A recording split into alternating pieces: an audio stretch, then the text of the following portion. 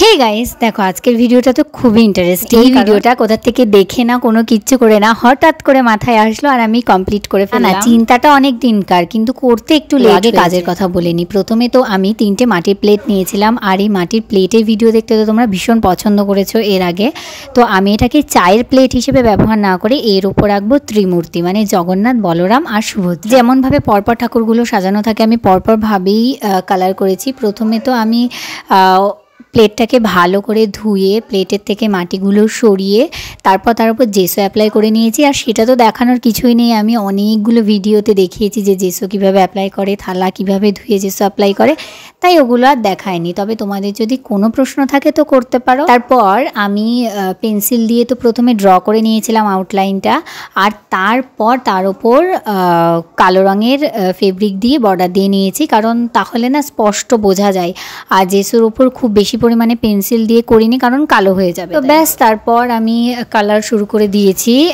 তো বর্ডার দেওয়ার পর কালার করতে অনেকটা সুবিধা হয়। তোমরা যদি এটা দেখে কেউ করো বা অন্যান্য ড্রয়িং করো, তখন আগে কালো দিয়ে বর্ডার দিয়ে নেবে, কালারের ক্ষেত্রে দেখবে অনেক ভালো। ব্যাস, আমার প্রথম কাজ কমপ্লিট। তারপর আসছি আমি সুভদ্রা। তো এটাতে যেমন কালার ছিল আমি পরপর করে নিচ্ছি। আচ্ছা, এই কালার আঁকা এইসব নিয়ে অনেক কথা হয়েছে, আর এইসব নিয়ে কোনো প্রশ্ন থাকলে আমি তো তোমাদের উত্তর দিয়েই দিই, এই ভিডিওতে না পারি পরের ভিডিওতে এই ধরনের অ্যান্সার আমি দিয়ে দিই। তো এইসব নিয়ে আর কোনো কথা বললাম না। এবার আমি তোমাদের কাছে জানতে চাইছি যে ছোট ছোট ড্রয়িং ভিডিওগুলো ভালো লাগে না মিনি ভ্লগ, সেটা কিন্তু তোমরা অবশ্যই জানিও।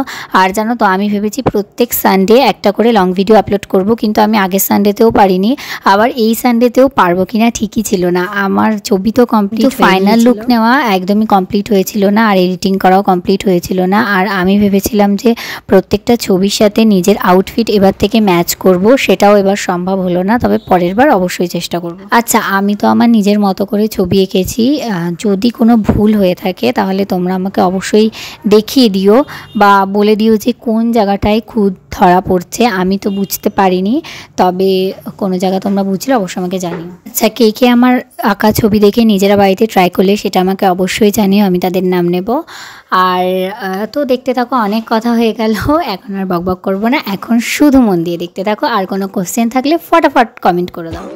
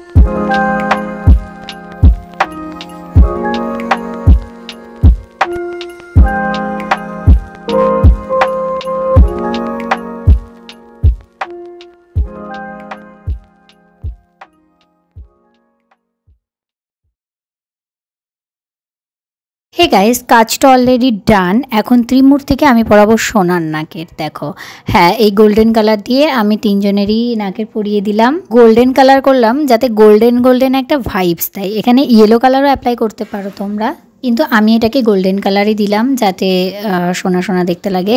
তো যাই হোক, ব্যাস, কাজ তো কমপ্লিট। আর তোমরা অবশ্যই জানিও এটা কেমন হয়েছে, আর সাবস্ক্রাইব করে দিও প্লিজ। আর এই এত খাটনির জন্য একটা লাইক তো আশা করতেই পারি। আজ তো এইটুকুনি, আর এর পরের ভিডিও তোমরা কী নিয়ে দেখতে চাও অবশ্যই আমাকে জানাতে পারো, আমি সেটাই নিয়েই ভিডিও করব। তো চলো, আজকের মতো এইটুকুনি, টাটা, দেখা হবে অন্য কোনো ভিডিওতে, বাই।